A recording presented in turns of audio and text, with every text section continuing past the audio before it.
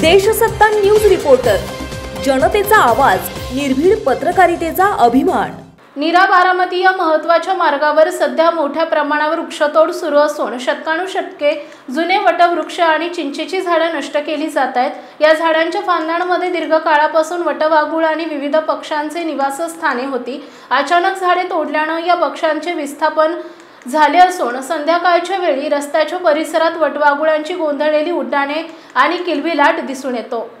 स्थानिक पर्यावरण प्रेमी आणि कार्यकर्त्यांनी या वृक्षतोडी विरोधात तीव्र नाराजी व्यक्त केली आहे। त्यांचं म्हणणं आहे, रस्ते रुंद करणं आवश्यक आहे, पण त्यासाठी निसर्गाचा बळी देणं योग्य नाही। 100 वर्ष जुने झाड तोडणं म्हणजे शेकडो पिढ्यांचा इतिहास नष्ट करणं आहे। विकासाच्या नावाखाली हिरवाईचा बळी दिला जात आहे। या मार्गावर रस्ते विस्तारीकरणाचं काम सुरू असून ठेकेदारांकडून बिनधास्तपणे मोठ्या प्रमाणात झाडे तोडली जात आहेत।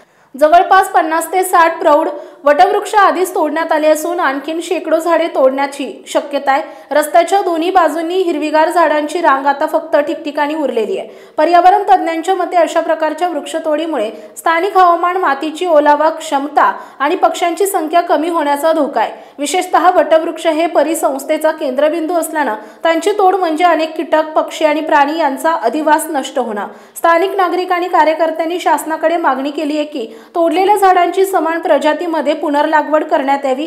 रस्ते विस्तारीकरण करताना पर्यावरणीय परिणाम अहवाल सार्वजनिक करावा। पुढील विकास प्रकल्पांमध्ये पर्यावरणीय समतोल राखण्याचं स्पष्ट धोरण तयार करावे। निसर्गप्रेमींचे उद्गार, विकास हवा पण निसर्गाच्या किमतींवर नव्हे। झाड हे फक्त ऑक्सिजनचे स्रोत नाही, ती आपल्या संस्कृतीची मुळे आहेत।